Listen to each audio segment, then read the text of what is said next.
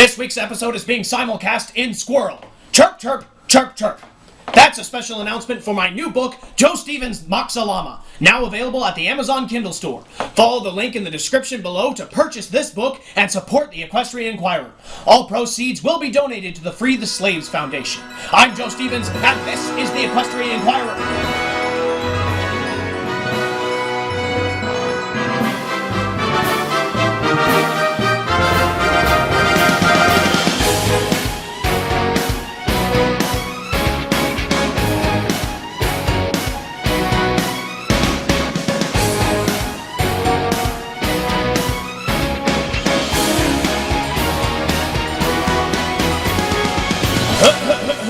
Good evening, Ponyville, and now we bring you a special report on how the kingdom will shortly face wanton destruction.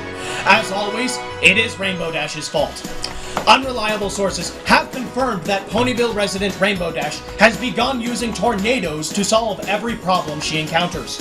Apparently, after her successful use of a tornado to physically lift a large volume of water to Cloudsdale, Rainbow Dash has come to the conclusion that tornadoes can be used in further applications. Whether it's helping Applejack harvest her apples, assisting Twilight with cleaning the treeberry, or making a sandwich, Rainbow Dash has begun using tornadoes as a tool to complete almost everything she does. We asked Rainbow Dash why she decided that a meteorological phenomenon possessing the destructive power of multiple atomic bombs would be the appropriate means by which to make her lunch. She had this to say. Are you kidding me? Tornadoes are like a universal toolbox. They can do anything. Just yesterday, I helped Pinkie Pie change the cake baby's diapers with a tornado. It blew Pinkie Pie and the babies to another state. Problem solved. While using a destructive tornado with winds over 90 miles per hour to open a can of soda surely makes the task at least 20% cooler. The wanton destruction Rainbow Dash leaves in her wake is surely not worth the added cool factor. Attempts to prevent Rainbow Dash from further using tornadoes to assist in daily activities have been completely unsuccessful, as Rainbow has discovered that a tornado can also be used to complete the mundane task of evading police. We would continue this story, however, Rainbow Dash doesn't like us very much, and she just might decide to use a tornado as a way to counter journalistic criticism. So here is Techrat with this week's Mayors in a Minute.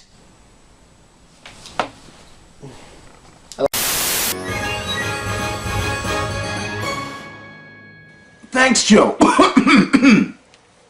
You know, since I've been in space for the past 2 weeks, I really haven't had a chance to come up with a report for this episode. So I figured that since everyone seemed to like Joe's vacation videos from last week, I thought maybe I could show some of my vacation photos from my unexpected trip to the moon. I'm sorry. I think I caught some kind of a lunar cold or something while I was up there. Anyway, let's get started, okay? Here's me arriving on the moon. And here's me dying of asphyxiation as I struggle in vain to breathe. Look at how blue my face is. Ah, good times. Here's Princess Luna, finding my lifeless body. It turns out she still goes to the moon frequently to visit her favorite Starbucks. Also, I guess alicorns don't need to breathe or something. Here's Princess Luna dragging me into the lunar Starbucks, which thankfully has air. And here's Luna reviving me with CVR, which stands for Canterlot Voice Resuscitation. This is me after drinking 23 double-shot hay lattes. And this is me chatting with Bucky, a jive-talking reptilian wizard with 12 eyes. I know you can't see him in this picture. Every pony was telling me he was just a caffeine-induced hallucination. But if he wasn't really there, how was he able to inspire me to write the greatest news article in the history of ponykind? This is me borrowing Luna's laptop to write my masterpiece. She was so happy for me. This is me borrowing Luna's cell phone to call Joe and tell him about my masterpiece. This is me throwing Luna's laptop and cell phone in rage when Joe refused to publish my masterpiece. This is me devastated that I broke Luna's laptop, causing my masterpiece to be lost forever. This is Luna taking pity on me and offering to fly me back to Equestria in exchange for buying her a new laptop and cell phone. And this is just awesome. And so here I am back at home. If you'd like to hear more about my adventures on the moon, you can read all about them in my new story, Techrat Laughs at a Moon Rock. And as a matter of fact, I just got finished writing it. It's all right here on this napkin. You see, it's a little hard to read, but I think you can get the gist of it. Anyway, that's going to be coming out on the Amazon store just as soon as somebody invents an e-napkin reader.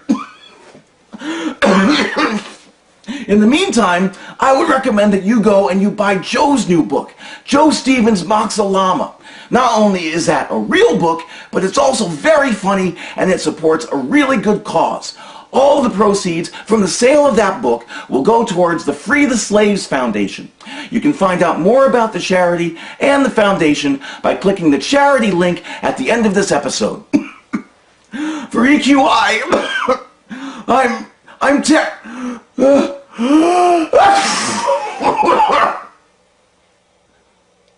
Oh, son of... This just in. Scootaloo has attempted to imitate her hero Rainbow Dash by also using tornadoes to complete mundane tasks. However, since Scootaloo is unable to make a tornado unassisted, she creates her wind funnels through several dozen strategically placed rocket-propelled grenade launchers. While the RPG-induced funnel cloud has destroyed several businesses, including Quills and Mattresses and Uncle Bob's C4 Emporium, it turns out that being exposed to explosive-derived tornadoes is the exact cure for feather flu. Scootaloo has thus cured all Pegasi who'd been exposed to this illness, and as a result, both she and Rainbow Dash have learned absolutely nothing from destroying half the town. In a letter to Princess Celestia, they write,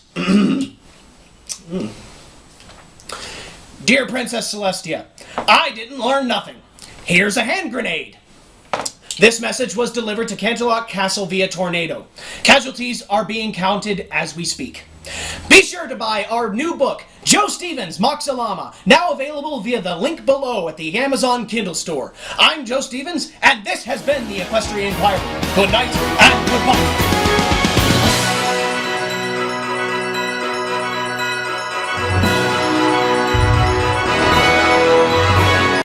Moxalama, now available at the Amazon Kindle store. Oh, come on!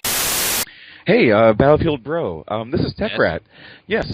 Listen, I just took a look at the work in progress for the latest issue of EQI, and I got to tell you did a really great job editing this issue. But the only thing I'm concerned about is I don't know if we plugged Joe's new book enough. I'm thinking we should plug it more. What do you think? No.